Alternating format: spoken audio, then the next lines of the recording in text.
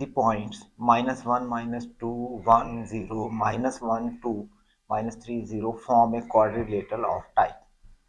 ये क्वाड्रिलेटरल के पॉइंट्स हैं, हमने बताना है कि उसकी टाइप कौन सी है।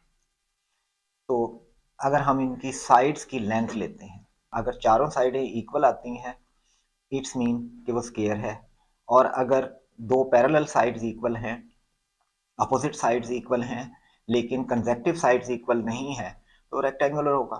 तो इस तरह हम आइडिया लगा सकते हैं। तो अब हम इनकी वन बाय वन लेंथ लेते हैं। फॉर एग्जांपल ए पॉइंट ये है -1, -2, फिर है B point 1 and 0, C point है -1 एंड 2, डी पॉइंट है -3 एंड 0। तो अगर हम इन्हें रफली भी ड्रॉ करके देखें कि ये कोऑर्डिनेट सिस्टम के अंदर इसकी शेप क्या बनती है, -1, -2, -1 और y है -2, तो अप्रॉक्सीमेटली यहाँ पर ये पॉइंट होगा A।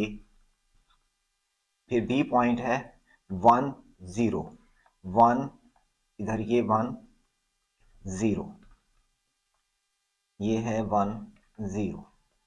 फिर C पॉइंट है -1 एंड 2, -1, ये -1 और 2, ये इधर आ गई, ये है -1 एंड 2। डी पॉइंट लें तो -3 इधर होगा, यहाँ कहीं। चले हम ले लेते हैं इधर -3 और 2, -3 एंड 0, ये यहाँ पर है। अब अगर हम इनको पॉइंट्स को आपस में मिला दें तो देखें ये हमारे पास शेप आती है इसकी। तो अब हमने जज करना है इसे कि ये लेंथ इक्वल हैं या नहीं। ये ए बी, ये सी और ये पॉइंट है डी। तो ए बी की लेंथ कितनी होगी? ए बी की लेंथ होगी 1, माइनस माइनस प्लस हो जाएगा 1 square plus 0, minus minus plus हो जाएगा 2 और इसका स्क्वायर और फिर अंडर रूट। तो ए बी की लेंथ हमारे पास आती है 2 इंटू 2 अंडर रूट। ये हमारे पास है ए बी। फिर हम निकालते हैं बी सी, तो ये हो जाएगा -1, -1 स्क्वायर प्लस 2 माइनस 0 का स्क्वायर और फिर अंडर रूट। तो बी सी की वैल्यू हमारे पास आएगी 2 इंटू 2 अंडर रूट। इसी तरह से सी डी की वैल्यू कैलकुलेट करें तो वो भी हमारे पास आती है 2 इंटू 2 अंडर रूट। और लास्ट में हमारे पास है ए डी या डी ए की वैल्यू लें तो वो भी 2 इंटू 2 अंडर रूट। इसका मतलब है चारों साइडें इक्वल हैं। अगर ये चारों साइडें इक्वल हैं तो ये रोम्बस हो सकता है या स्क्वायर, इन दोनों में से एक पॉसिबल है। अगर इस शेप के डायगोनल भी इक्वल हैं तो फिर ये स्क्वायर होगी, अदरवाइज ये रोम्बस हो सकती है। तो अब हम डायगोनल लेते हैं। डायगोनल है, एक डायगोनल तो ये बनेगा ए सी ले लेते हैं और दूसरा हम ले लेते हैं बी डी। ये तो ए सी की वैल्यू कैलकुलेट करें तो इसकी वैल्यू आती है 4, और इसी तरह से जब हम बी डी को कैलकुलेट करते तो इसकी वैल्यू भी 4, यानी कि डायगोनल भी इक्वल हैं और चारों साइडें भी इक्वल हैं, तो लाजमी तौर पर ये स्क्वायर है, जो कि ऑप्शन ए में दिया गया। If the distance between the point A B is equal to 5, then the value of x is AB की लेंथ is equal to -1 -2 का square plus x minus minus plus 2 हो जाएगा का स्क्वायर और फिर इसका अंडर रूट। ये equal आता है और ये हमें दिया गया है कि ये 5 के इक्वल है, तो इसको आप 5 के इक्वल कर दें। ये हो जाएगा माइनस माइनस प्लस हो गया, तो ये हो गया -3 का स्क्वायर 9 प्लस x प्लस 2 का स्क्वायर और इसका under root. Is equal to 5।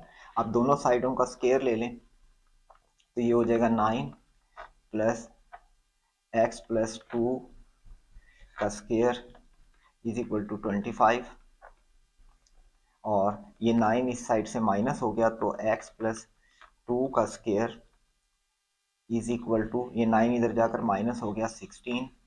अब अंडर रूट लें तो x plus 2 is equal to 4। अब ये इधर जाकर माइनस होगा तो x is equal to 2, which is given in option A. The midpoint of a line segment joining 2 points A and B is, अब midpoint फार्मूला क्या होता है? ये होता है x1 प्लस x2 का हाफ, y1 प्लस y2 का half, ये मिड पॉइंट आ जाएगा। तो आप इसको अप्लाई करें, ये हो जाएगा 2 प्लस -2/2, 4 प्लस -4/2, ये है mid point.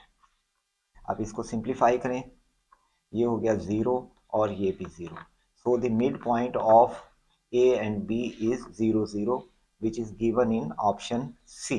The distance of point A from x-axis is, अब आप देखें कि सिचुएशन हमें ये दी गई है, ये है ये 1 और ये 2, तो ये 2 और फिर y है 4, 1 2 3 4, तो ये पॉइंट यहाँ लाई करता है। अब आप गौर करें कि इसका डिस्टेंस x एक्सिस से कितना है, जाहिर है जितना y है वही इसका डिस्टेंस फ्रॉम x एक्सिस है, तो इसका आंसर हो सकता है 4, क्योंकि distance of this point from x axis is equal to y coordinate, जो कि ऑप्शन बी में दिया गया है। The distance of point P from the origin is, अब ओरिजिन के कोऑर्डिनेट होते हैं 0 0, और ये जो P पॉइंट दिया गया है वो है -6 and 8। अब इसका डिस्टेंस लेना है तो इस पर डिस्टेंस फार्मूला लगाएं, तो distance is equal to -6 -0 whole square plus 8 -0 whole square and under root is equal to 36 plus 64 square root is equal to 100 under root is equal to 10. So the distance of point P from the origin is 10 units, that is given in option C. Which of the following is the equation of a line that is parallel to the line 4x minus y is equal to 22 and passes through the origin? अब हमें जो line दी गई है वो है 4x minus y is equal to 22, तो इसको standard form में लेकर आए, ये हो जाएगा y is equal to 4x minus 22। अब आप यहाँ से देखें कि इस लाइन की स्लोप है 4, क्योंकि x का जो कॉफिशेंट होता है वो स्लोप होती है लाइन की, इसकी स्लोप आ गई हमारे पास m इज इक्वल टू 4। अब हम दिए गए चॉइसेस में से देखते हैं कि किसकी स्लोप, किस लाइन की स्लोप, अब हम दिए गए ऑप्शन में से देखते हैं कि किस किस लाइन की स्लोप 4 है, फिर उसको हम डिसाइड करेंगे कि उनमें से कौन सी लाइन ओरिजिन में से पास करती है। तो अगर हम ए ऑप्शन को देखें तो ये स्टैंडर्ड इक्वेशन है y is equal to 4x plus 22, yes ये लाइन इसके पैरेलल है। फिर अगर बी ऑप्शन को देखें तो ये हो जाएगा y इज इक्वल टू, ये इधर जाकर माइनस होगा प्लस हो जाएगा 4x, इस लाइन की स्लोप भी इसको हम यूं लिख सकते हैं, तो ये लाइन भी पैरेलल है इस लाइन के, क्योंकि इसकी स्लोप भी 4 है। सी की स्लोप 4 नहीं आ सकती क्योंकि कॉफिशेंट इसका 1/4 है, इसको एलिमिनेट कर दें। फिर डी ऑप्शन को देखें तो ये है 8y is equal to -4x, फिर इसको मजीद सिंप्लीफाई करें तो y is equal to -1/2x, इसकी स्लोप भी 4 नहीं है, इसलिए इसको भी एलिमिनेट कर दें।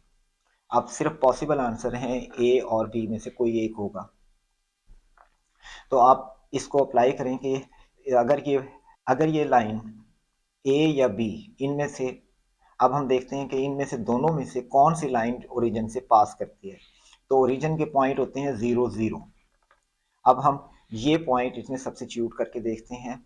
ए ऑप्शन में अगर हम 0 0 लें तो ये आंसर आता है 0 माइनस 0 इज इक्वल टू 22, जो कि पॉसिबल नहीं है, इसलिए ए ऑप्शन नहीं हो सकता। बी को चेक करें तो ये 4x minus y is equal to 0। अब ये भी 0 minus 0 is equal to 0। Yes, ये लाइन है जो ओरिजिन से पास कर रही है और parallel to the given line है, इसलिए इस क्वेश्चन का आंसर है option B. What line is parallel to 2x plus 5y is equal to 6 through 5 3। तो गिवन लाइन आपके पास है 2x plus 5y is equal to 6, और इसको सिंप्लीफाई करें तो ये हो जाएगी y is equal to minus 2/5x plus 6/5। यहाँ से हमारे पास स्लोप आती है -2/5। स्लोप क्या होती है? जो x का कोफिशिएंट है, ये स्लोप है। अब हमने पैरेलल लाइन की स्लोप लेनी है, यानी कि जो इसका आंसर की लाइन होगी उसकी स्लोप भी -2/5 होनी चाहिए। अब वो है ऑप्शन सी, और कोई भी ऑप्शन नहीं है। तो इसका एक्चुअल आंसर तो हमारे पास आ चुका है, क्योंकि कोई भी लाइन ऐसी नहीं है जिसकी स्लोप -2/5 हो। ये 5/2 है, ये 3/5 है, और ये -2/3 है। This is the only line which is parallel to the given line this. इसलिए इस क्वेश्चन का करेक्ट आंसर है option C. Find the equation of straight line passing through 2 3 and perpendicular to the line 3x plus 2y plus 4 is equal to 0। देखें, line passing through इस point से वो line गुजरती हो और परपेंडिकुलर हो इस लाइन की। तो इस लाइन की इक्वेशन क्या है? 3x plus 2y plus 4 is equal to 0। इसको स्टैंडर्ड फॉर्म में लेकर आए तो ये हो जाएगी y is equal to -3/2 x minus 2। अब यहां से हमें मालूम होता है कि स्लोप इसकी है -3/2, और जो रिक्वायर्ड लाइन होगी वो इसके परपेंडिकुलर होगी। तो परपेंडिकुलर की स्लोप क्या होती है? वो इस स्लोप का नेगेटिव रेसिप्रोकल होगा, यानी कि परपेंडिकुलर लाइन की स्लोप होगी +2/3, negative reciprocal of the slope of this line. ये आ गई, ये स्लोप हमें चाहिए और इस पॉइंट से वो लाइन गुजर रही है। तो सबसे पहले एलिमिनेट करने की कोशिश करते हैं कि कौन सा ऑप्शन ऐसा है जो जिसकी स्लोप 2/3 नहीं आ रही। तो आप इसमें से ए को एलिमिनेट कर दें, क्योंकि इसकी स्लोप 5/3 है, जबकि हमें 2/3 की स्लोप चाहिए। फिर सी ऑप्शन को देखें, जब ये 3 इस साइड पर जाएगा तो ये 5/3 हो जाएगी, ये भी नहीं हो सकती। अब हमारे पास रहता है सिर्फ बी ऑप्शन, और डी क्योंकि नन है तो हम बी को चेक करते हैं। या तो ये आंसर होगा, या फिर अगर ये भी इस क्राइटेरिया पे पूरा नहीं उतरती तो फिर आंसर होगा नन। तो इस लाइन की स्लोप देखें, 3y is equal to 2x plus 5 और y is equal to 2/3x plus 5/3। देखिए, इसकी स्लोप सेम है, इसका मतलब है ये हमारा आंसर हो सकता है। अब हम इसे चेक करते हैं कि क्या ये इस पॉइंट से भी गुजरती है। तो इसमें x और y की वैल्यू सब्स्टिट्यूट करते हैं। y है 3 और ये हो गया 2/3, और x की वैल्यू है 2 प्लस 5/3। इसे हम सिंप्लीफाई करते हैं तो 3, पूरी इक्वेशन को 3 से मल्टीप्लाई करें, प्लस 4, क्योंकि ये 3 कैंसिल हो जाएगा जब 3 से मल्टीप्लाई करेंगे, और ये 3 भी कैंसिल हो जाएगा जब 3 से मल्टीप्लाई करेंगे। तो 9 is equal to 9। It's mean ये लाइन इस पॉइंट से भी पास करती है। तो इसलिए इस क्वेश्चन का करेक्ट आंसर है option B. Find the equation of the line whose slope is 3 and y intercept is -4। देखें, स्लोप दी गई है 3 और c की वैल्यू दी गई है -4। Standard equation of straight line क्या होती है? y is equal to m x plus c. तो ये m और c की वैल्यू इसमें सब्सिट्यूट कर दें तो ये हो जाएगा y is equal to 3x minus 4, और यही रिक्वायर्ड इक्वेशन है जिसकी स्लोप है 3 और y इंटरसेप्ट यानी कि c की वैल्यू है -4, और ये दिया गया है ऑप्शन सी में। What is the reflection of the point 5 minus 3 in the line y is equal to 3? अब आप देखें कि इसके लिए सिचुएशन क्या है। ये सिचुएशन बनती है इस पूरे क्वेश्चन की कि ये कोऑर्डिनेट्स हैं ये दोनों, और ये y इज इक्वल टू 3 की लाइन है। अब इस पर ये पॉइंट है जिसकी रिफ्लेक्शन हमने लेनी है, और ये पॉइंट वो है जिसकी रिफ्लेक्शन हमने लेनी है। तो आप देखें कि ये लाइन यहां से इसकी रिफ्लेक्शन आएगी, यानी कि अगर हम कहें कि ये एक मिरर है, अगर हम इस पॉइंट को इसमें देखें तो ये इतने डिस्टेंस पर दूसरे साइड पर चला जाएगा। तो ये कितना डिस्टेंस बनता है? ये बनता है कि ये कोऑर्डिनेट से -3 था तो 3 नीचे था, तो जब y3 लेंगे तो ये ऊपर है y3, ये है तो ये 3 ऊपर है 3 पॉइंट्स, और 3 पॉइंट नीचे है, तो टोटल हो गया 6 पॉइंट। तो इसकी रिफ्लेक्शन इस मिरर में 6 पॉइंट ऊपर चली जाएगी।